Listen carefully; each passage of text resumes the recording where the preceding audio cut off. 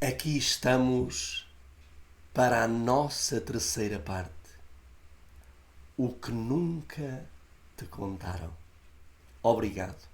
Obrigado por haveres escolhido a nossa companhia. Quero dizer-te que para mim é uma grande alegria saber, apesar de te não ver, que estás desse lado aí. E mais, que estás a fazer publicidade deste nosso canal. Que estás a convidar os teus amigos. Deixa-me dizer-te também, nós temos, durante a semana, um canal no WhatsApp em que tu podes também participar connosco de verdades que nunca te contaram.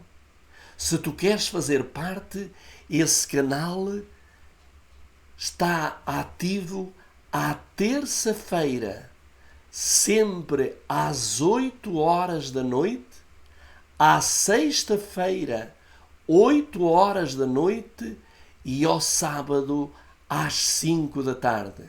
Se queres fazer parte dessa família, que é que na verdade são... Olá! E estávamos ansiosos para esta terceira parte. Eu sei que tu estás a fazer tudo o que podes para fazer publicidade do nosso canal. Mas aquilo que eu quero neste preciso momento, dá já o teu like antes que tu esqueças, para que o algoritmo possa sugerir este nosso canal no mundo em que nós vivemos, no reino das trevas, para que muitas pessoas tenham mais luz. Querido amigo, quero dizer-te que também temos a nossa página do Facebook. Tu podes também fazer-te amigo nosso.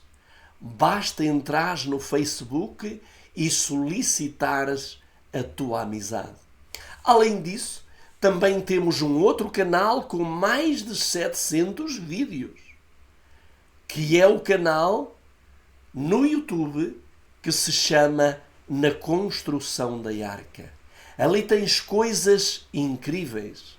Então, subscreve-o, dá o teu like e recomenda-o.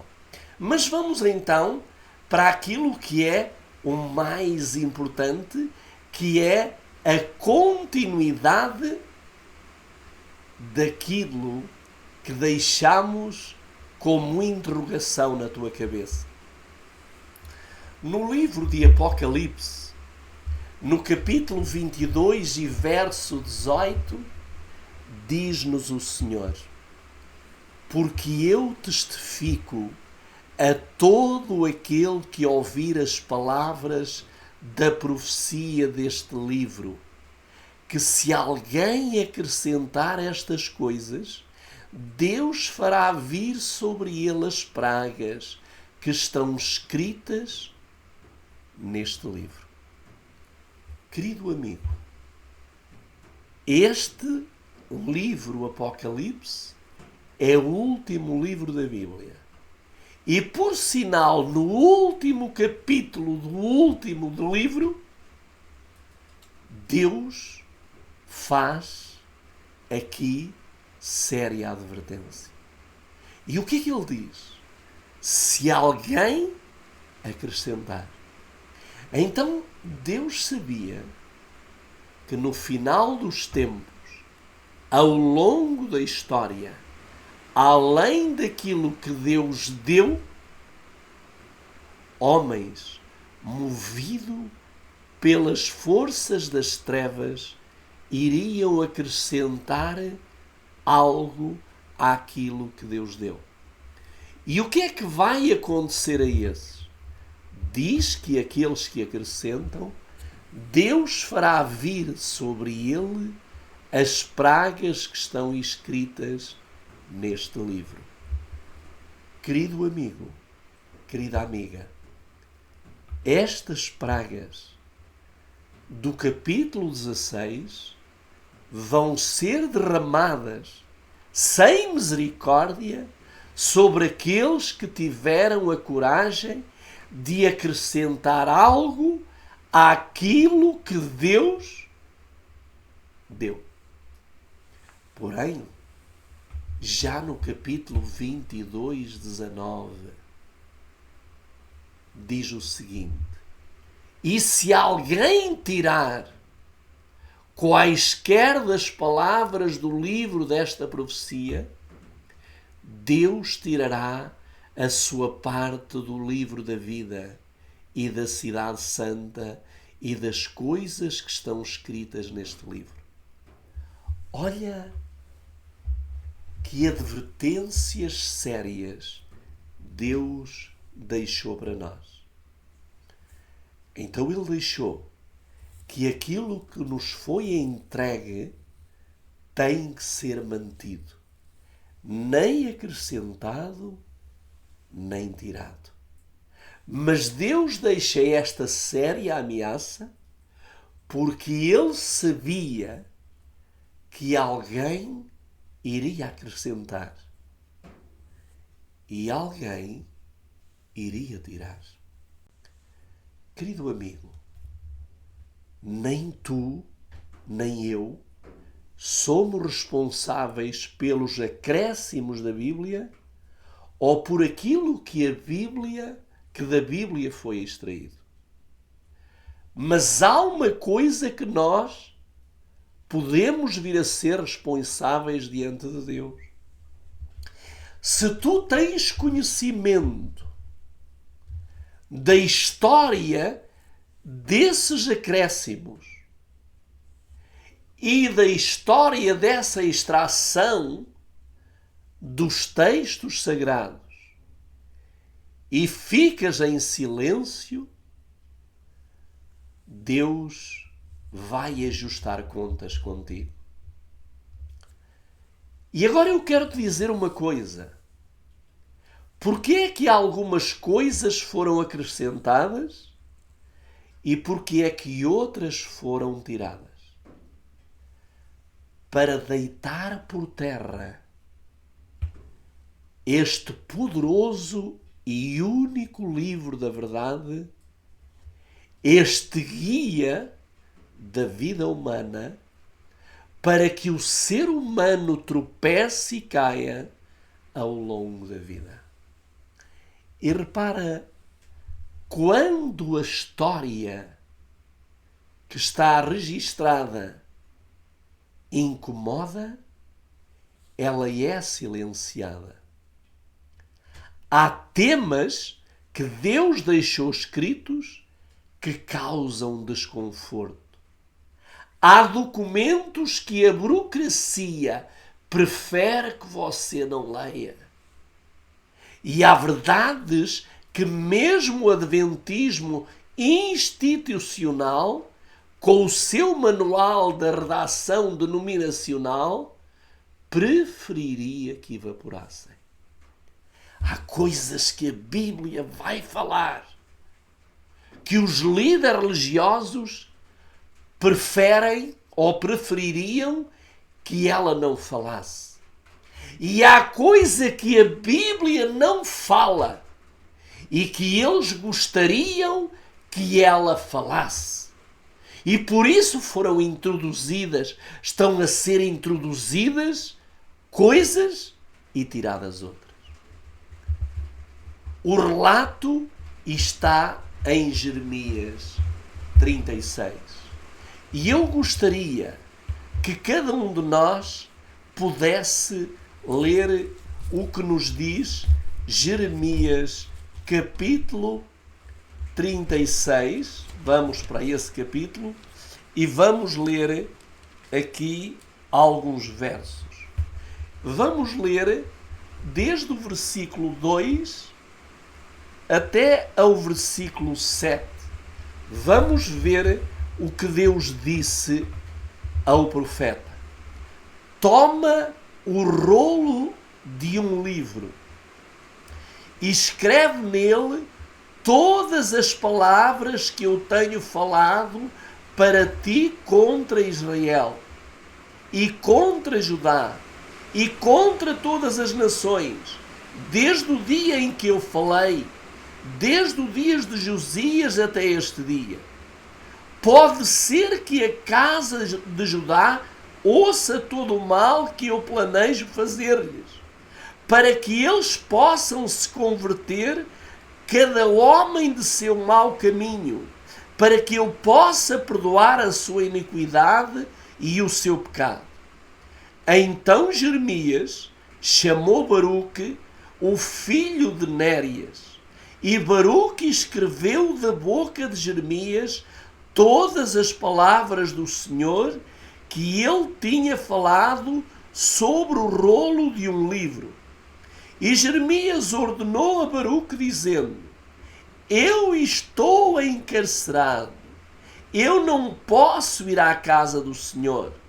Portanto, vai tu aos ouvidos do povo na casa do Senhor no dia de jejum e lê no rolo que escrevestes da minha boca as palavras do Senhor, e também tu as lerás aos ouvidos de todo Judá que vem de suas cidades.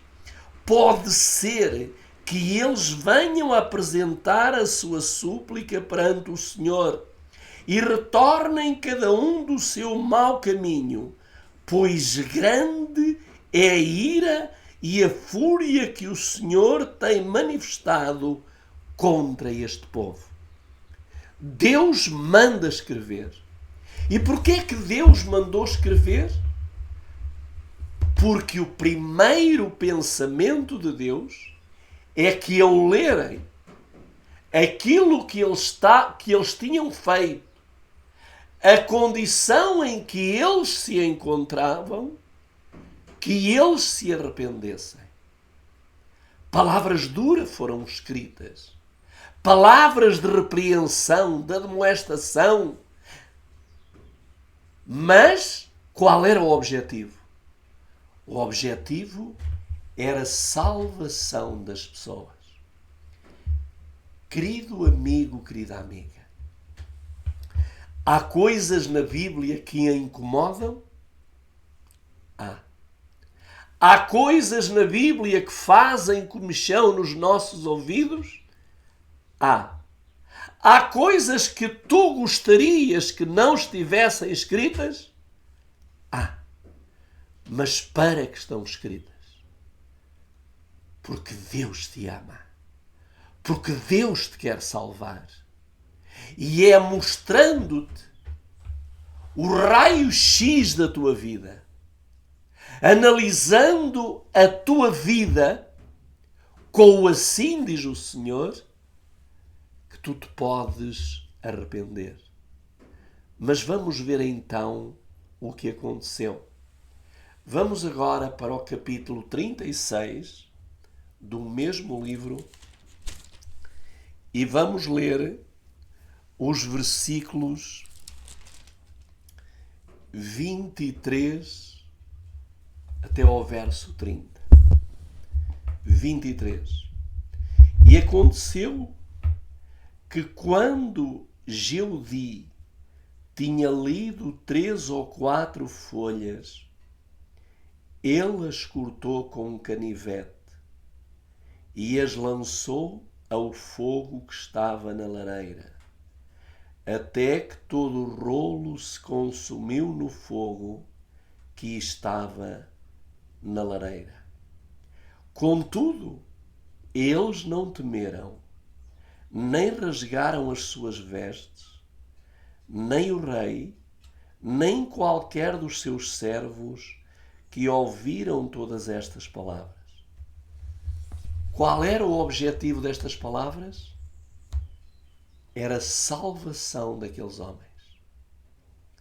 Mas quando eles viram que aquela palavra os acusava, o que é que eles fizeram? Pegaram no canivete, cortaram as folhas e as lançaram no fogo. Como nós vimos na live interior, existem livros que relatam coisas que não interessam. E o que é que foi feito? Alguns foram queimados no fogo. E outros, Deus, na sua infinita misericórdia, escondeu até aos nossos dias. E nestes últimos dias, Deus vai levantar um povo que vai ser conduzido pelo Espírito Santo. E aquilo que está escondido, Deus vai trazê-lo a descoberto. Mas vamos ainda ler 2 de Reis, capítulo 22, 8, aliás, mas antes de irmos já para 2 de Reis, vamos ainda ler os versículos 29 e 30 e vamos ver o que o Senhor disse depois de ter sido queimado aquele rolo que Deus tinha mandado escrever por misericórdia. Então a palavra do Senhor veio a Jeremias depois que o rei queimou o rolo, e as palavras que Baruque escreveu da boca de Jeremias, dizendo: toma novamente outro rolo e escreve nele todas as palavras anteriores que estavam no primeiro rolo que Jeoaquim, rei de Judá, queimou. Querido amigo, tu até podes queimar aquilo que não interessa na Bíblia. Tu até podes queimar a Bíblia. Mas uma coisa eu quero te dizer. Não é por tu a queimares que ela vai deixar de te acusar. Porque ela vai continuar a fazer um raio-x da tua vida, mesmo depois de queimada.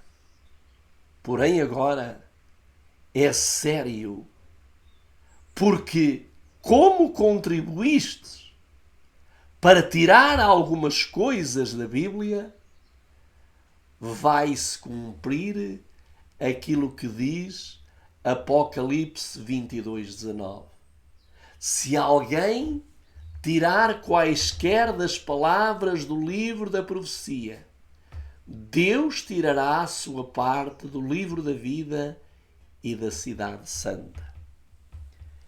Queridos irmãos e amigos, e agora sim, 2 de Reis, capítulo 2, versículo 8, 2 de Reis, capítulo 2, versículo 8, aliás, 2 de Reis, capítulo 22, assim é que é, versículo 8, que diz o seguinte: o rei de Israel disse a Josafá: ainda há um homem, Micaías, o filho de Inlá, por quem podemos consultar ao Senhor.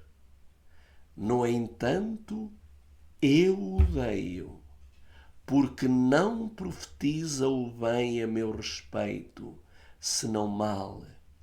E Josafá disse: não fala o rei assim. Queridos irmãos, não só a Bíblia e o está escrito vai ser odiado, mas será odiado também aquele ou aquela que revela o que está escrito no fiel livro de Deus. E agora, ao versículo 14, vamos ver o que nos diz. E Micaías disse: como vive o Senhor, o que o Senhor disser, a mim isto falarei. Querido amigo, querida amiga, determina, faz um pacto com Deus, falar aquilo que o Senhor te revela. Não te contentes com uma leitura superficial. Cava fundo na palavra de Deus. E agora vamos ver aqui 3 momentos na Bíblia de grande silêncio. Vamos ler Lucas 2:42. Vamos para Lucas 2. Lucas 2. Se estás a gostar, dá o teu like, faz o teu comentário, recomenda ao nosso canal. Vamos então ler Lucas 2. O que é que nos diz? 2:42. Diz assim. 2:42. Estamos lá a chegar. Diz: E quando ele tinha 12 anos, eles subiram para Jerusalém segundo o costume da festa. Temos aqui Jesus indo a Jerusalém com os seus pais, com a idade de 12 anos. Vamos agora ler o versículo 52. E o 52 diz-nos: E Jesus crescia em sabedoria e estatura e no favor para com Deus e os homens. Quantos anos tinha? 12 anos. Vamos agora para Lucas 3 e versículo 23. Lucas 3 e versículo 23. E diz o seguinte, o versículo 23. E Jesus, ele mesmo iniciou em seus quase 30 anos de idade, sendo, como se supunha, filho de José, que era filho de Eli. Quando vimos Jesus em Jerusalém, a Bíblia relata-nos no Jesus no templo. E a história dos 12 até aos 30 anos, há um silêncio na Bíblia. E eu pergunto, será que se nós conhecêssemos o que Jesus fez durante todos estes anos, isso não seria bom para nós e não nos ajudaria, em especial os jovens, na adolescência e também no início da juventude? Mas o que é que a Bíblia faz? Silêncio. Vamos agora para Atos, capítulo 1 e versículo 3. Atos 1 e versículo 3. Depois de Jesus ressuscitar, diz, aos quais também, depois de Jesus ter padecido, se apresentou vivo com muitas provas infalíveis, sendo visto por eles por um espaço de 40 dias, e falando das coisas concernentes ao reino de Deus. Jesus passou na terra depois da ressurreição e antes de subir ao céu 40 dias. E o que é que ele fez durante esses 40 dias? Com muitas provas infalíveis. E eu faço a pergunta: onde está o relato de tudo isso? Querido amigo, querida amiga, na Bíblia que tu tens e na Bíblia que eu tenho, silêncio. É a resposta. Agora, eu não estou a dizer que aquilo que tens na Bíblia, todo o resto, que não é a verdade e que não é importante para a tua salvação. Todos os 66 livros da Bíblia, como o temos hoje, é verdade e contribui para a salvação. Porém, por que não perguntar a Deus por tudo isto? Há uma pergunta. E a pergunta vai ser respondida no próximo tema que iremos fazer sobre esta série. Livros excluídos por quem? E poderemos dizer mais? Quem deu a autorização para que isto fosse feito?